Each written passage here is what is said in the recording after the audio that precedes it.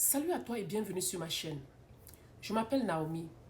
Si c'est ta première fois, n'hésite pas de t'arrêter, de liker les vidéos, de commenter, de vous abonner et de partager pour élargir notre communauté.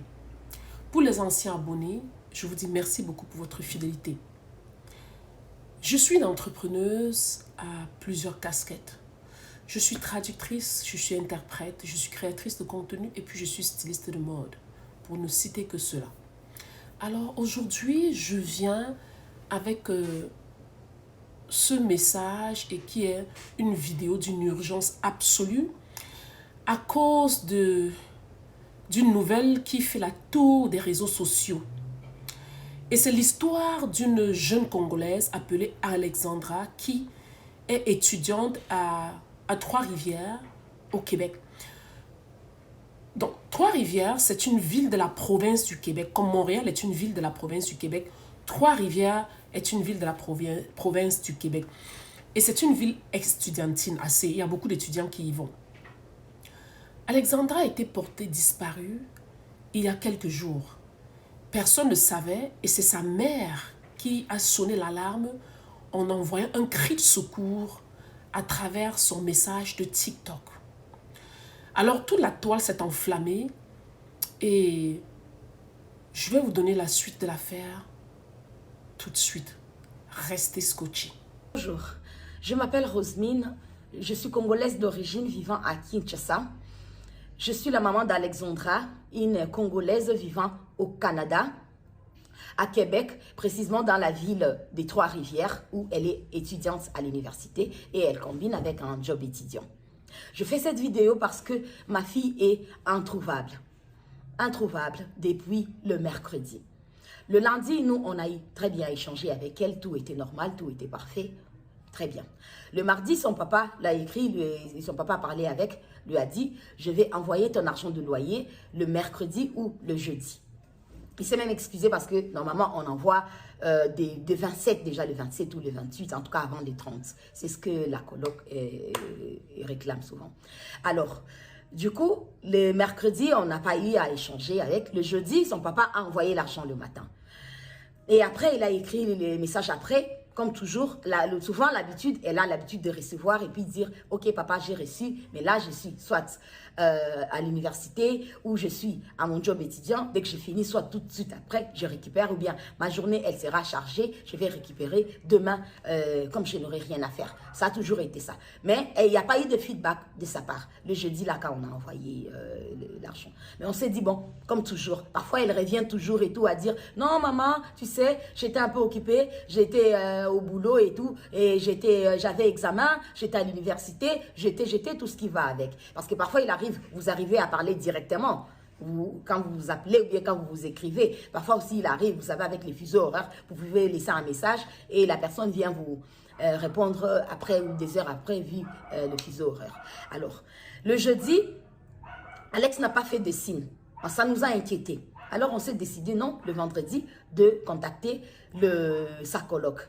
Nous, c'était le matin. Eux là-bas, c'était le matin. Il fallait attendre qu'ils se réveillent. Nous, c'était à 14h. Là, il était 14h, je crois, 6h chez eux ou 7h.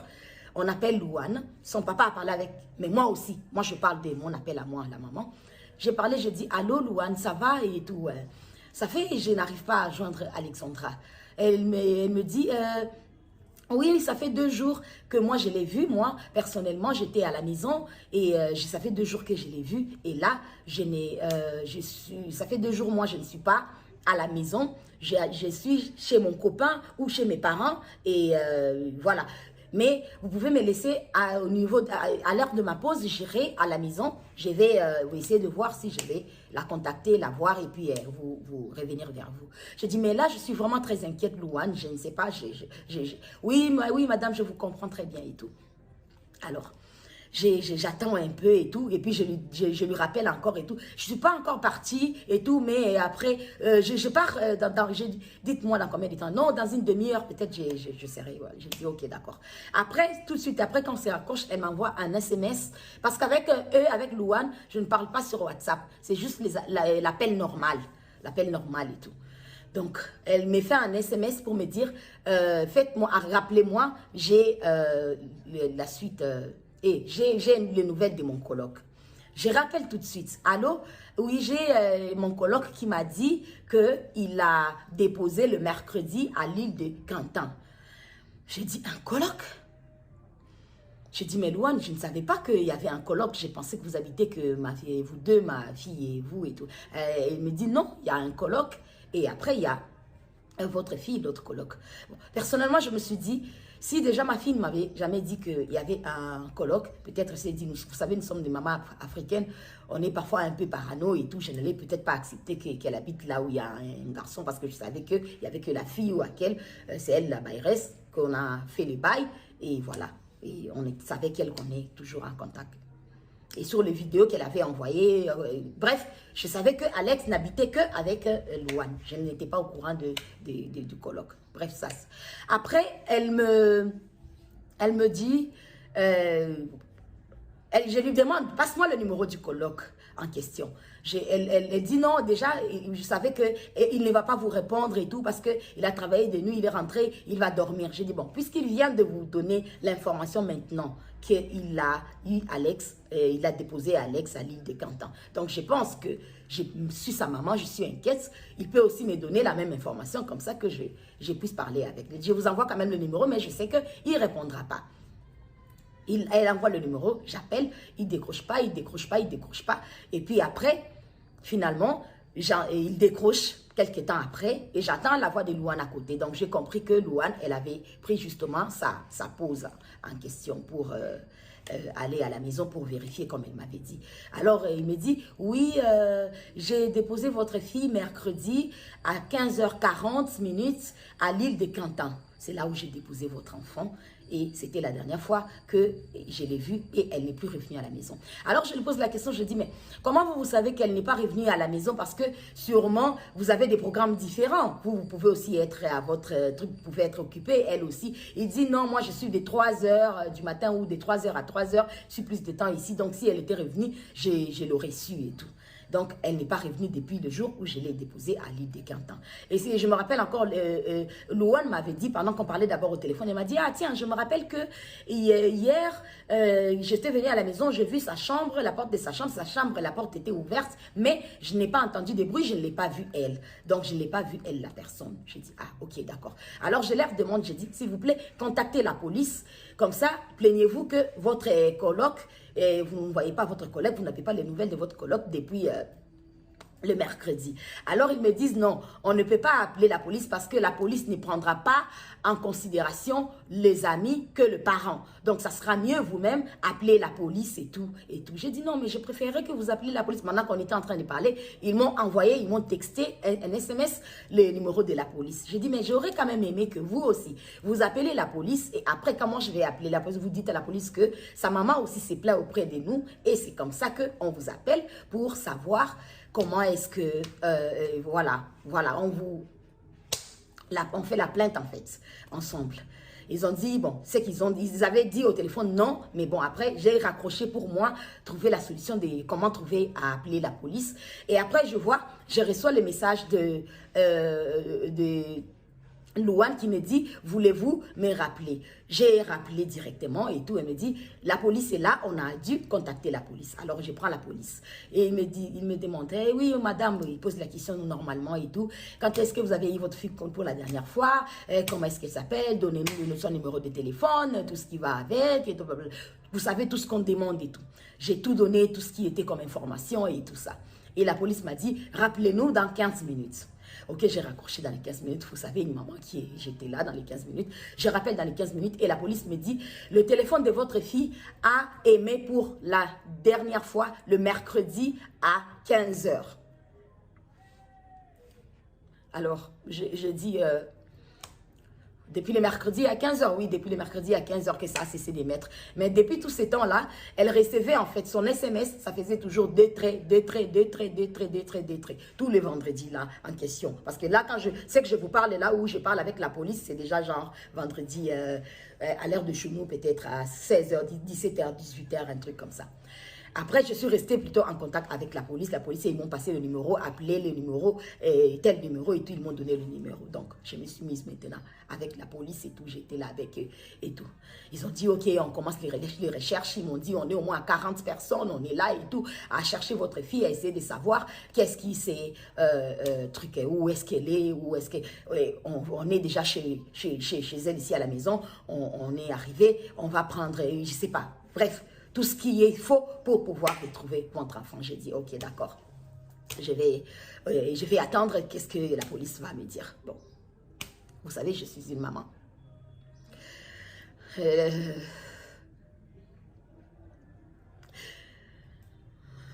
J'ai envoyé ma fille au Canada pour aller étudier parce que le Canada, c'est un très beau pays, un très bon pays qui offre des choses tellement meilleures, qui offre la sécurité déjà premièrement. Et c'est par là que j'ai voulu que ma fille aille là-bas. C'est mon seul et unique enfant.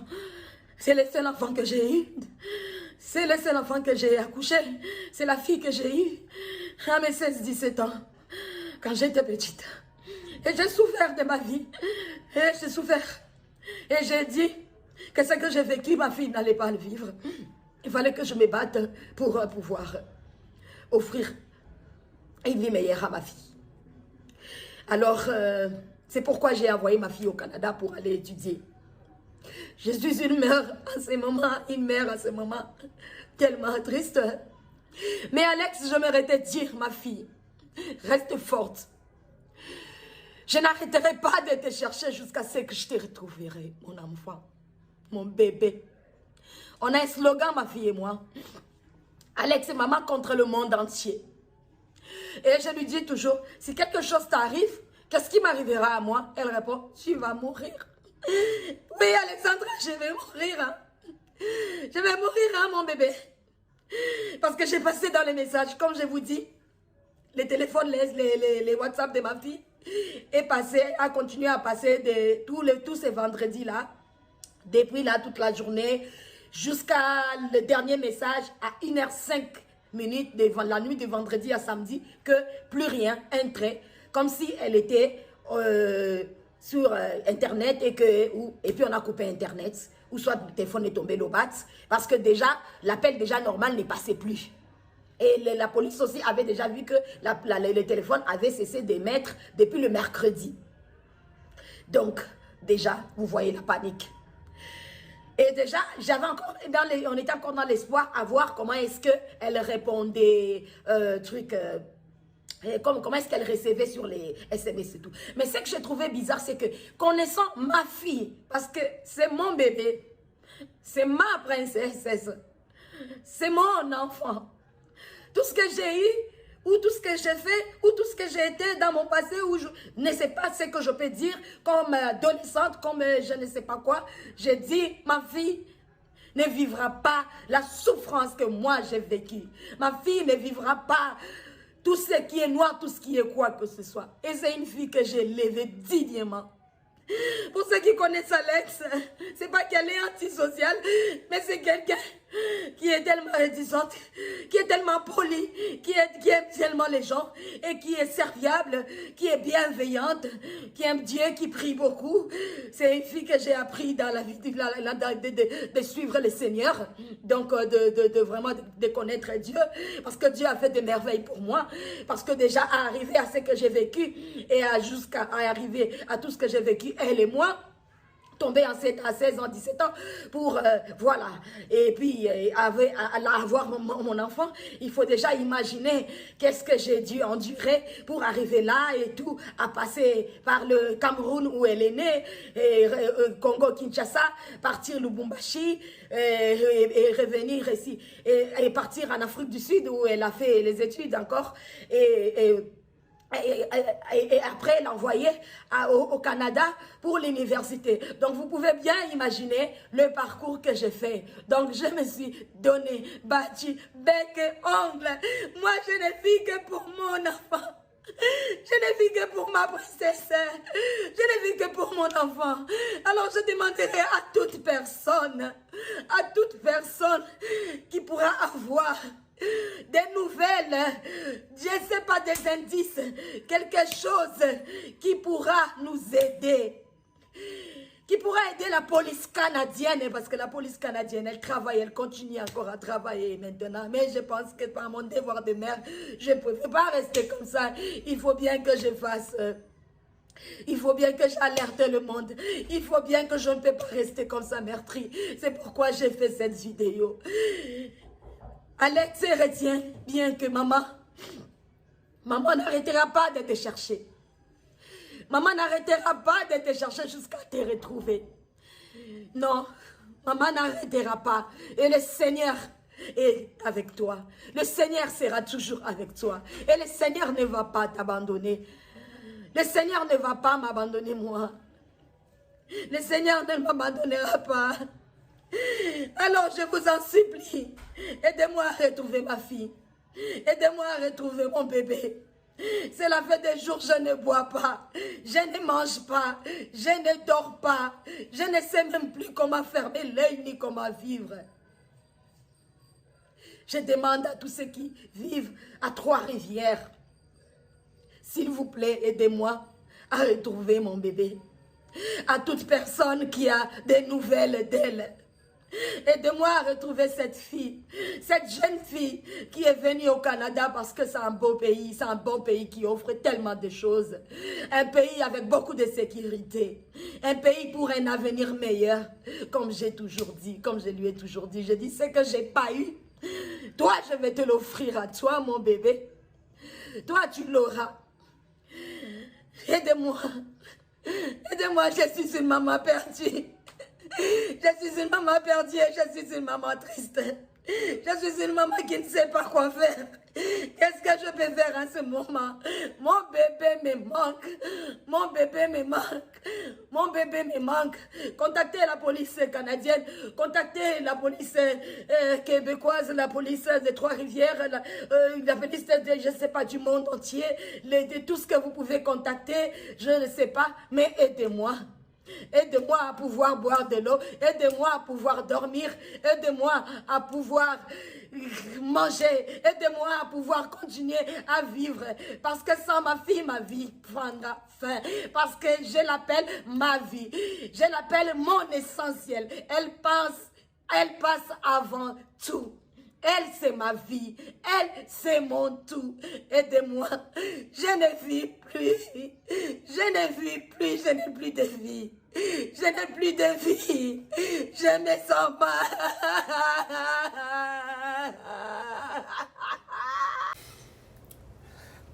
Alors, voilà, vous avez suivi la vidéo déchirante de la maman d'Alexandra qui a lancé ce cri d'alerte.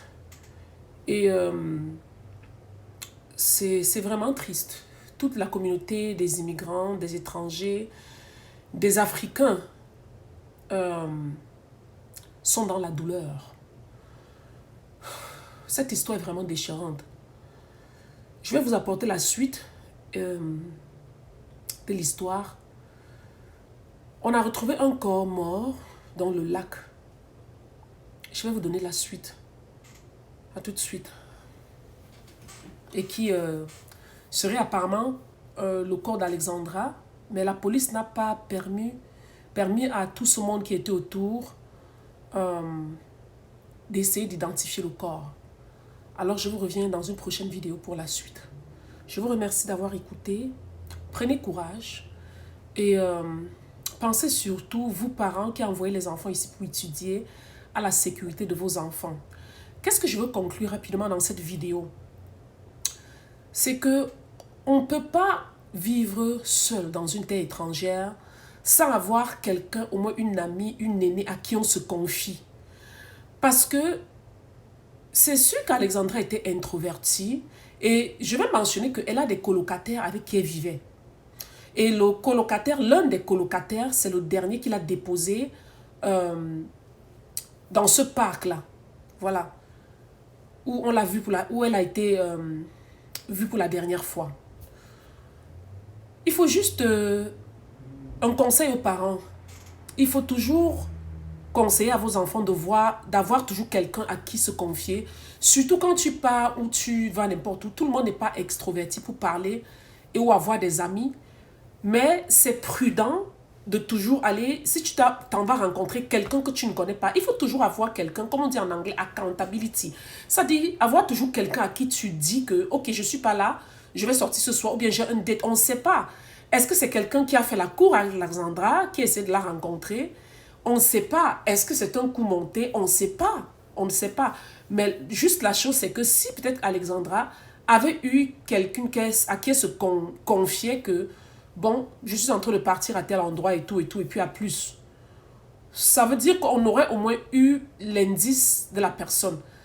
Mais on n'a pas eu d'indice et tout. Et c'est sa maman de l'Afrique qui a sonné l'alarme. Donc ça, c'est juste un peu ce que je veux dire ici aux parents, comme un petit conseil tout à l'heure. Bien sûr que nous sommes dans trop de douleur. Je vous remercie d'avoir écouté cette histoire triste. Et puis, on se dit à la prochaine. Je vais vous apporter plus de nouvelles. Peace out. Restez fortes. Ciao.